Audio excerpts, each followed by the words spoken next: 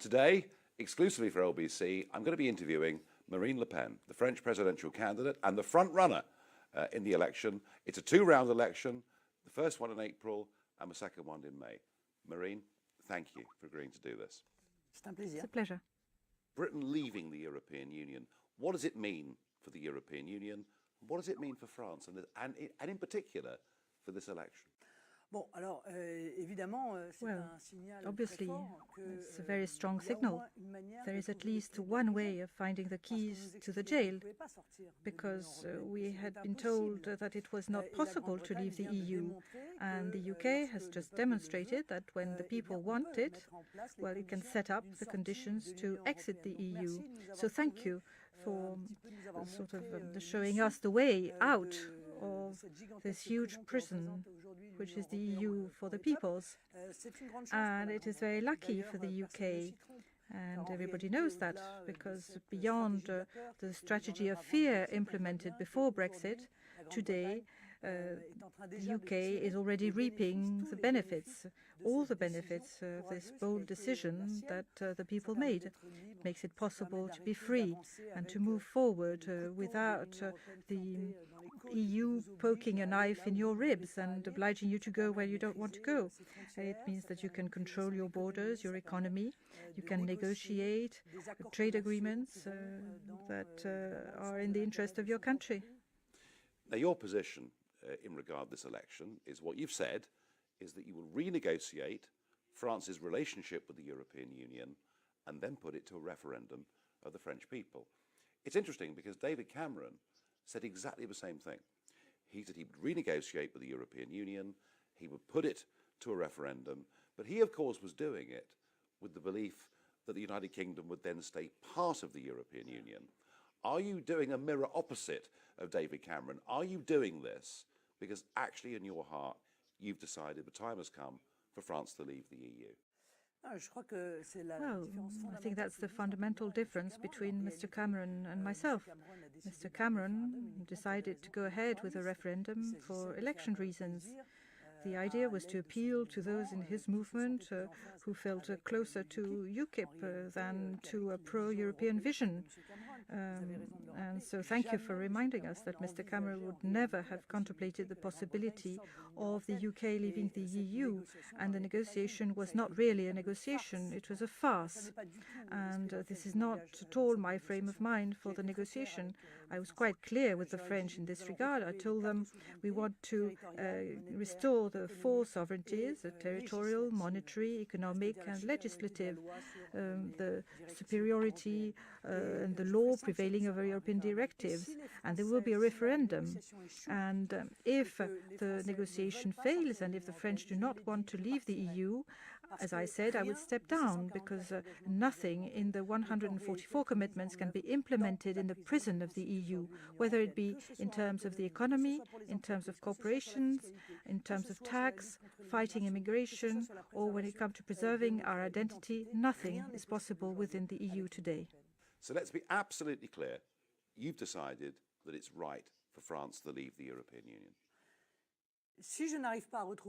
If I cannot restore those four sovereignties, and if I do restore them, I won't be the only one involved in the negotiation, because a great many countries, just like France, are suffering, as was the case of the UK. There is Greece, Italy, Spain, Portugal, and I am convinced that France, which is a great country, could lead this negotiation, and other countries will join in to support the claims.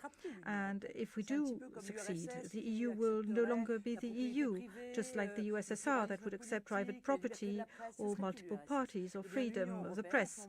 That would no longer be the USSR. In that case, the EU would change its nature, and it will become a Europe of nations and cooperation that we would like to have.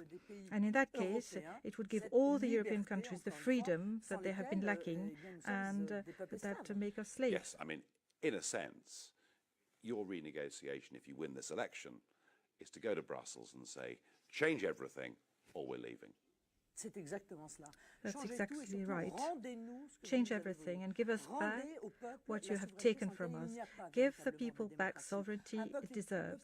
People who cannot decide on its immigration policy, who comes in, who stays on the territory, who cannot make any laws without asking for a technocratic supranational authority, a people who cannot do economic patriotism for its national corporations, a people who cannot decide on its trade agreements with such and such a country is not a free people.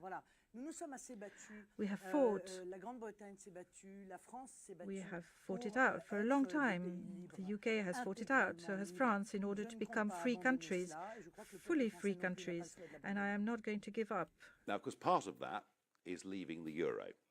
And I think, frankly, almost everybody, apart from Mr. Juncker and Mr. Verhofstadt, would agree that the euro has been a catastrophe for the Mediterranean countries. And I think of Greece and Portugal and Spain, and we know it's not working. Let me ask you something. Do you have a plan? Do you have the expertise around you to get out of the euro and to reinstate the French franc? Because if I was a middle-class French voter, let's say that I owned a decent property, I had a business, and I'd be thinking, well, what Marine Le Pen says to me about sovereignty, yeah, that makes sense. We believe in the nation state, we believe in governing ourselves, but we're in the euro. How can she guarantee me that we'll leave the euro without something terrible happening to our finances? Well, of course, we have the expertise. We have a great many professionals, economists, people who work in banks, including in central banks, and they have been working on the euro exit plan for many months. But for 15th century, France had the national currency, so we do know how that works. But with the euro, the financial powers have set up the conditions of an artificial panic to keep the currency. So the euro is the currency of the banks, of the multinationals. We shall implement all the conditions to allow the French not to suffer from going back to the national currency, but to have immediate benefits that are immediate benefits for all. The only real question, and I have an answer, by the way, is can the euro survive without France? My answer is no.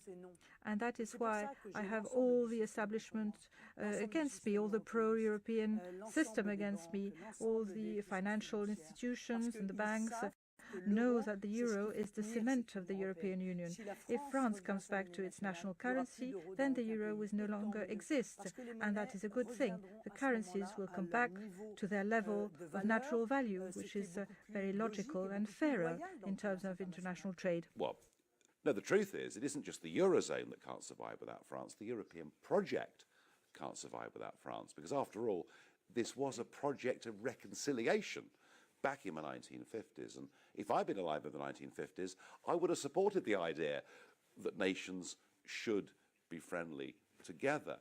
But I wonder, given that if you're elected, you effectively will bring down everything the political class in Europe have worked for since the signing of the Treaty of Rome in 1957. Do you really think that you're going to have a fair opportunity with the French media, with the establishment, to get your message out? Well,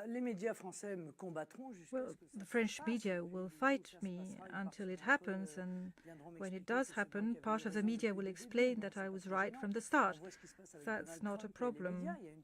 Take a look at Donald Trump in the media. Part of the media are fighting him, and they will continue to fight him.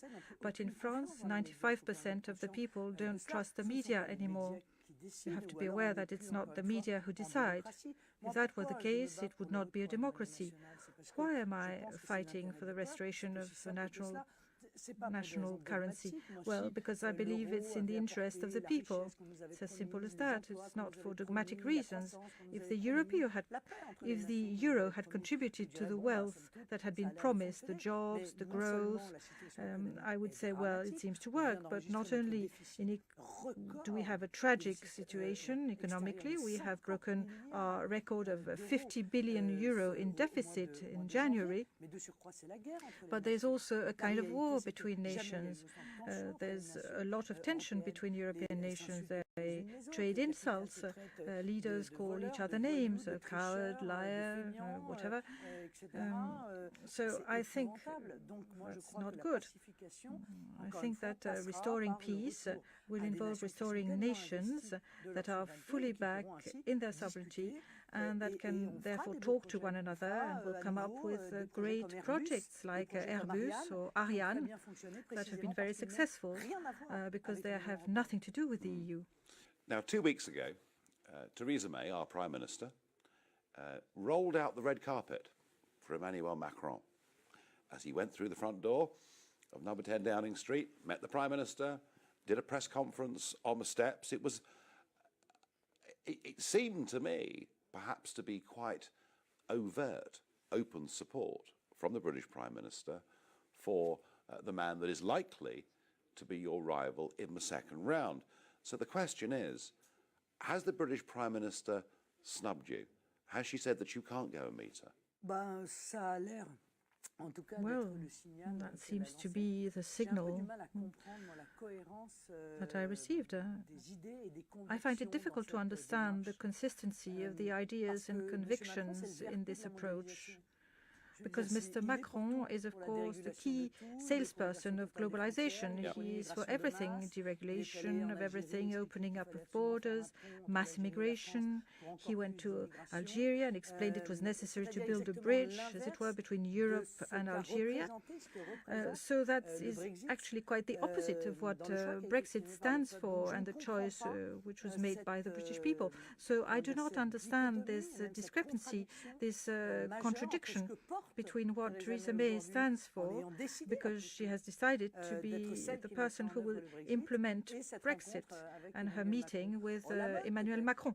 Have you asked for a meeting? I mean, have you actually said, please, can I come and see you? No, I didn't ask to meet her. But if I'm elected, I will have to meet her.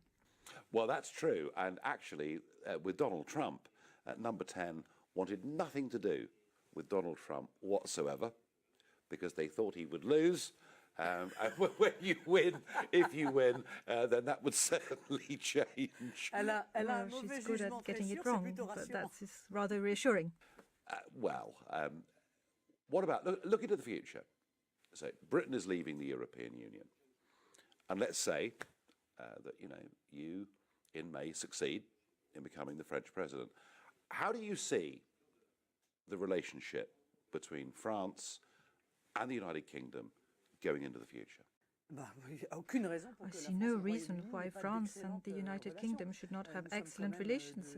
We are old allies, and economically we have a great many exchanges to implement. What I cannot stand in the behavior of the EU with regards to the United Kingdom is blackmail, constant threat. This structure is no longer moving without blackmail and threat. You have to pay, we are going to charge you. Those who don't want migrants will be charged 250,000 euros for every migrant refused. It's a very forceful Europe. It's Europe imposed by Merkel.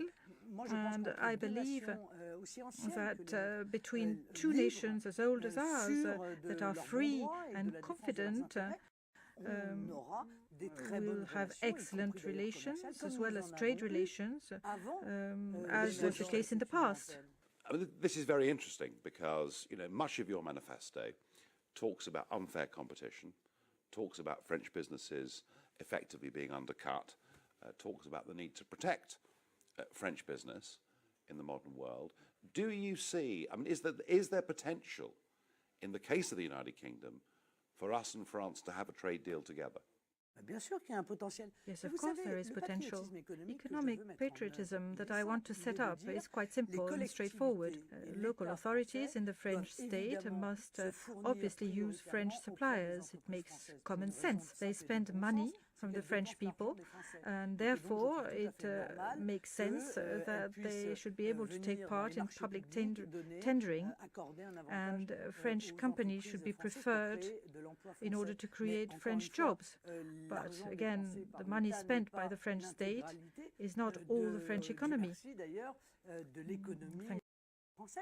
And so when a nation does not perform dumping, that is environmental dumping or health and safety dumping, or social dumping that could be dubbed as scandalous, as is the case, for instance, in Germany with the swine breeding, then I see no reason why there should be custom duties between our countries.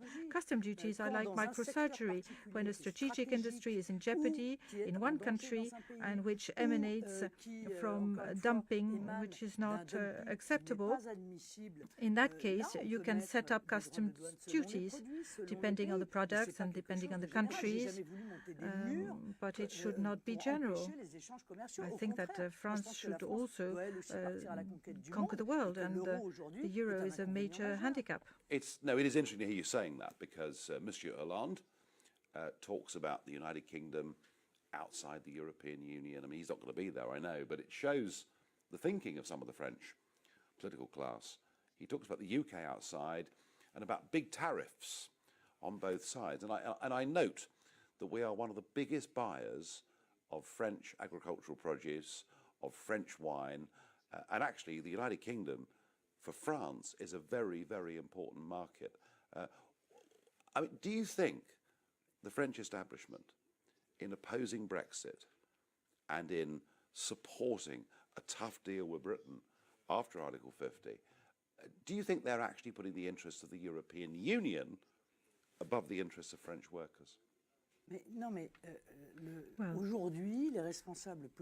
Today, French political leaders are subjected to the leaders of the European Union. Therefore, their behavior is systematically threatening, bellicose, vis-à-vis all those who wish to exit the model. Look at the way in which François Hollande treated Donald Trump. Look at the way in which François Hollande spoke out about the British people after Brexit. Look at the way in which he treats Vladimir Putin. He is someone who doesn't stand for anything and is insulting and threatening and scorning all the people who make a different choice. It makes no sense. There is no reason not to take the British decision in our stride and work with the UK in negotiations that will take place tomorrow between two nations that have long-standing trade relations. Well, I hope you're right. But what about the crucial question, the border at Calais?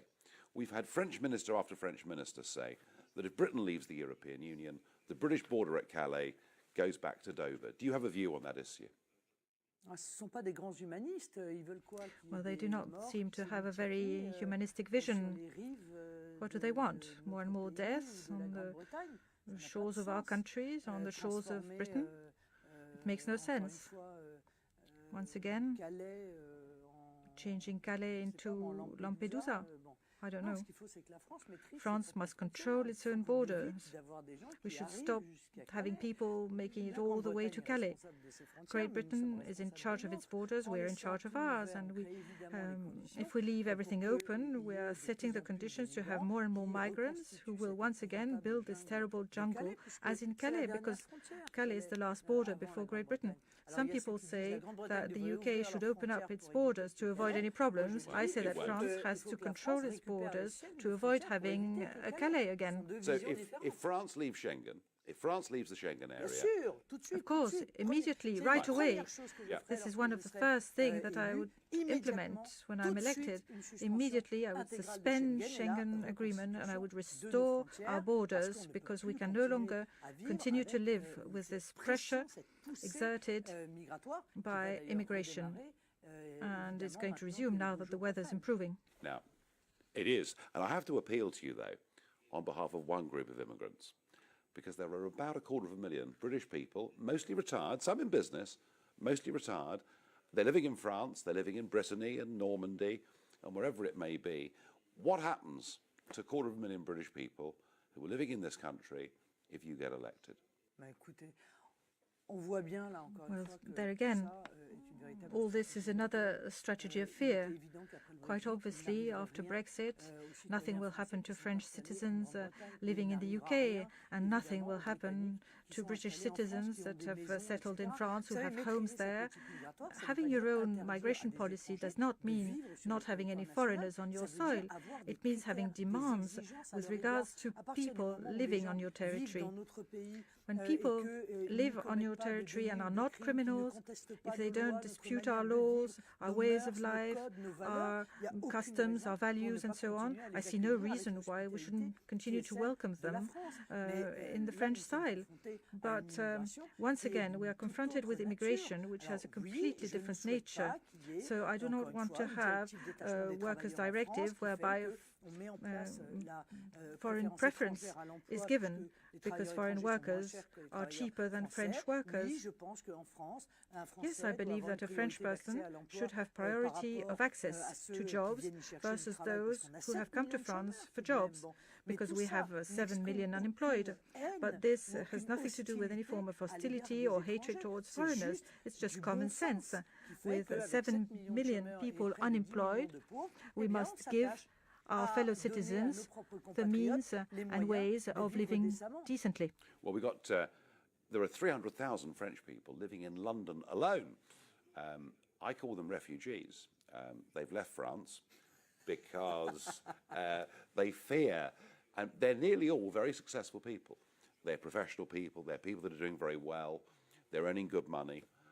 They've come to London because they don't fear super taxes. They've come to London because the cost of employing people is so much cheaper in the United Kingdom because of the huge level of French social costs. I mean, do you think if you're elected that some of those French people living in London would be tempted to come back to France, or would they stay in London? I'm convinced that quite a few will come back to France because France will become France again. It will be a safe country where they want to bring up their children. They are fleeing France because they are worried about the lack of safety and the sectarianism in France. When I set up my economic policy, obviously taxes will go down, because one of the reasons that leads to the rise in welfare expenses, social expenses, is unemployment, since they are creating jobless people. Social expenses rise accordingly, and my economic model, which will restore jobs in this country, will bring the number of the unemployed down, and quite a few expenses will go down. I want to do this quickly because taxes in France are quite substantial, but we need savings. We have to stop spending 9 billion euros with the European Union. We give them 21 billion euros per year, and they give us 13 million back. Excuse me. Immigration is also very costly because we handle everything: medical care, schools, housing, various subsidies, social fraud, which seems to be a sport in France practiced by more and more people, and for which there is not enough cracking down. We will need to alleviate the pressure exerted on household and corporate taxes. Yeah, I mean, talking about sort of community and how happy people feel, London's mayor is a Muslim, which I would have thought is an example of integration and success. But I want you to clarify something for me, because there are a lot of leaders of Eurosceptic movements around Europe who have a somewhat different perspective on this. But is the religion of Islam, in your opinion, incompatible with our Western lifestyle? No, I don't think so, because I think that compatibility has to do with an individual approach. Sectarianism is incompatible. Radical Islam is incompatible, and I will fight that because I want to eradicate it from my country. But you can be French and Muslim. without a problem. But what needs to be fought are those who have a political vision of Islam, those who want to impose the laws of Islam and place them above the laws of the French Republic, above the rules that govern the Constitution and the ones that govern our civilization. But not all people are like that, far from it. Some are just people who have faith and they are free to believe in what they want. That is French-style freedom as well. So you have to make a distinction between the two. I am not involved in any religious war. I am fighting totalitarian ideology, which is Islamist fundamentalism, and it has disseminated. It has been recruiting. It has been extending its influence with the blessing of our leaders for years and years. Yeah, I mean, parts of France are very troubled, and I think I get the impression travelling through France as I do that the French as a nation are worried, that they're concerned about what's happening in their communities. And they look at you, and they look at what you're saying, and a lot of them say, yeah, Marine Le Pen, she's brave, she's standing up, she's saying what we think. But there's always been this one lingering difficulty, and it is that the Front National, in its history, whether fairly or unfairly, had always been seen to have links or members or activists that said anti-Semitic things or things that caused outrage. I mean, have you changed the Front National? Is it now a different party from when you first became leader? Well, first of all, when you want to get rid of your dog, there's a saying in France that says, when you want to get rid of your dog, you say it's rabid. Now, every political party who has stood for patriotic hope against the system has always been accused of getting it wrong. Some people have spoken unbearable words in my movement, but you shouldn't judge me on those words. You should judge me in terms of the way I reacted to that. And every time someone said something unacceptable, I immediately excluded that person from the movement. And things have been very clear. Believe me, I did not hesitate when I did that. So much so that I excluded from the National Front my very own father, the very founder and leader of the National Front for 40 years. And this was not an easy decision, but I believe that we could not tolerate words, unacceptable words that would lead to a caricature of our movement. What we're doing is important. Our mission to save France is so important, not so much for France, but for the whole world. I believe that the world needs France, this special voice, this special way of seeing things with a sense of balance, of diplomatic relations. And I could not accept some things, even coming from my own family, from my father, despite his role. This is a mission, and I could not accept that this mission should be compromised by unacceptable provocation. Yes, well, don't worry. I know all about being judged by one's supporters. I've had years of it, so I completely understand that. But looking at the world and looking at France's role in the world, how we view Russia, how we view Putin, is one of the great key debates going on across the whole of the West. I mean, you are one of those people, I think, who does not view Putin as a threat to the West and our way of life. No, but in fact, I believe that the EU has obeyed the US administration under Obama by waging a Cold War, a very harsh war to Russia, and to the risk of bringing Russia closer to China, which would have gone completely against our European interests. Russia is not a danger to us. Russia is not attacking France.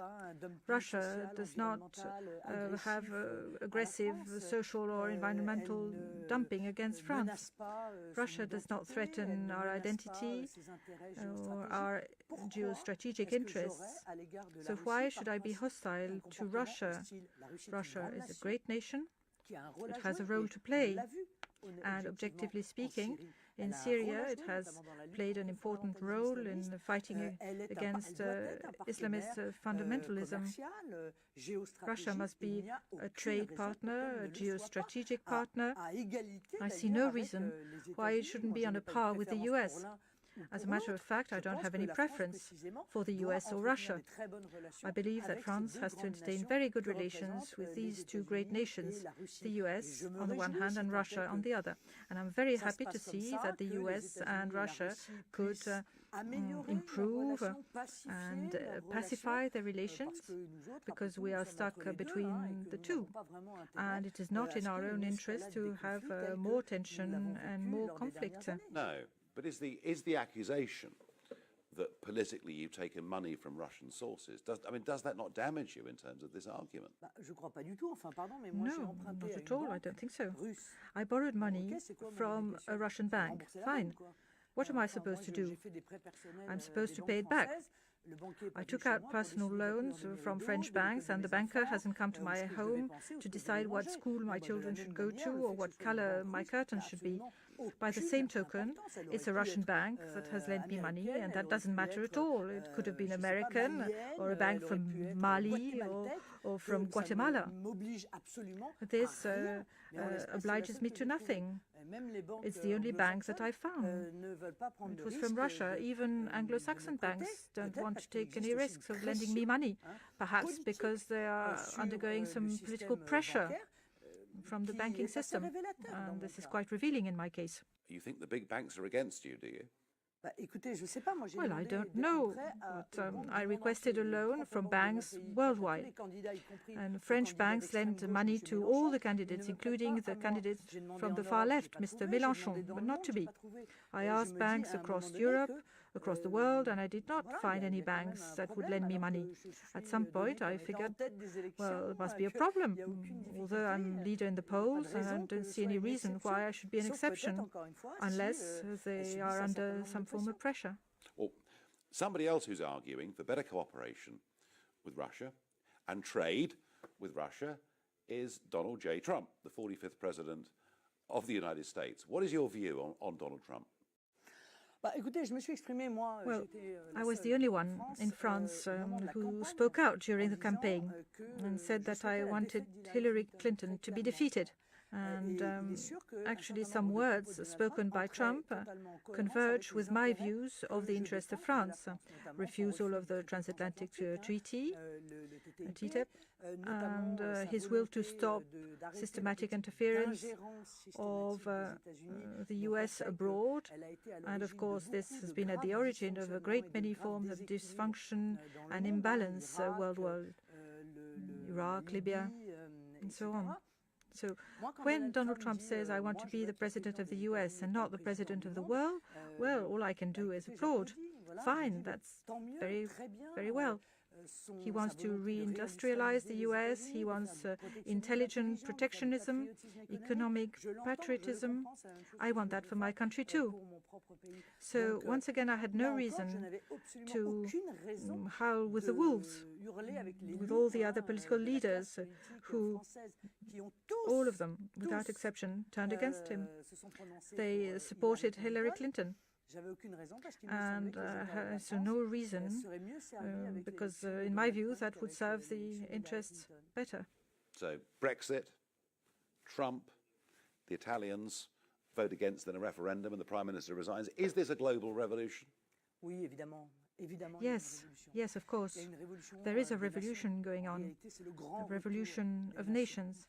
Actually, it is the great return of nations and a great return of the peoples of the world and a return of democracy. It is not the end of the world, it's the end of a world.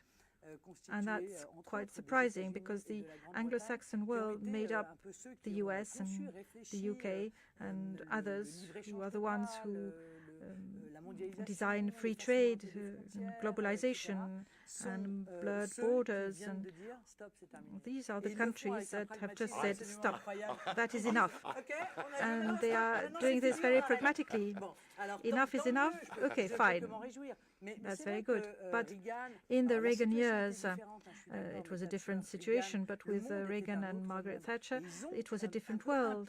And they gave the impetus for this movement, which became ultra-liberalism with globalization, with no regulation. And now the British and the Americans are saying, well, this is against the interest of our people, so let's stop. And I'm ready to work with them to build another way of bringing about trade relations and working with nations. But once again, the nations will need to be full nations. Well, as I say, I'm not sure the Anglo-Saxons should take all the blame for what happens. I think people in Brussels perhaps take more of the blame for wanting to abolish nation state. But we're heading in.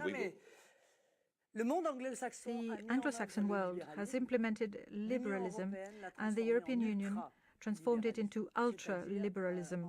That is to say, fully deregulated trade, where the laws of the market should prevail above everything, including above the interest of the people.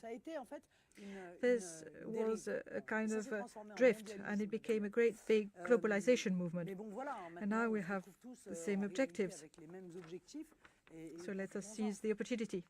We've got a month to go to the first round. 23rd of April is the first round. And you are currently in the lead in the opinion polls for the first round. What is it? What quality do you have that makes you right to be the French president? Well, first of all, I am deeply French. I am deeply imbued with the key aspirations of my country, with its historical background, its freedom, its sovereignty, its freedom that de Gaulle defended and that is totally betrayed by those who claim to be their heirs. And I'm totally free because if you look at the other candidates, you see that they serve other interests. They want power to serve the interests of the insurance market or the interests of the pharmaceutical companies. In fact, they are puppets of large financial powers. And actually, they're not bothered with the interest of the people, and the interest of multinationals and banks are very often opposed to the interest of the people. So I think that this is one of the qualities I have. I owe nothing to anyone. I don't have any friends in pharmaceutical firms or banks whom I must please and for whom I must change the tax system. So if the French choose me, they will be choosing a free, convinced, and I believe courageous woman. And it's necessary to be courageous. Without courage, nobody would go into this game and survive for 10 minutes. I would agree with that. The question is whether it's the right courage. You are probably going to win the first round and go through to the last two. But isn't the truth of it that the coalition against you will be so great that whilst you win the first round, you simply can't win the second round? And I think it's a choice of civilization in the hands of the French people. It's no longer a left-right split as usual. The real question for the French is this. What do we want? Do we want France to remain France? Do we want France to be recognizable, based on a political system where secularity is at its center, where sectarianism is not a virtue, where the people are not categorized according to their origin or religion, and so on? A country under the powerful threat of terrorism. Those are the choices that the French people will have in their hands. And I believe I am the person who can defend French civilization. France, with everything it has in terms of solidity and outlook. The other candidates have a post-national vision. post-national vision. They want to be the President of the French Republic and, as such, be Vice Chancellor of Mrs. Merkel. They want to be the governor of a European region. This presidential election in France is like a referendum against or for wild, unbridled globalization, for or against the French national journey, and that's why it's difficult to say in advance that Marine Le Pen will face everyone, and it's very unlikely that she will win. You don't know what's going to happen. No one knows, and if the French understand what's at stake in this election, indisputably, I stand a very good chance. Do you think in your heart you're going to win? Yes, I believe so. I believe that the French people is prepared for that choice because it has seen other people make choices that the elite and media were not happy with, and the people had the courage to be free. Bernanos, a French writer, says, "Hope is a risk you should run." Marine Le Pen, thank you very much indeed. Thank you. Thank you.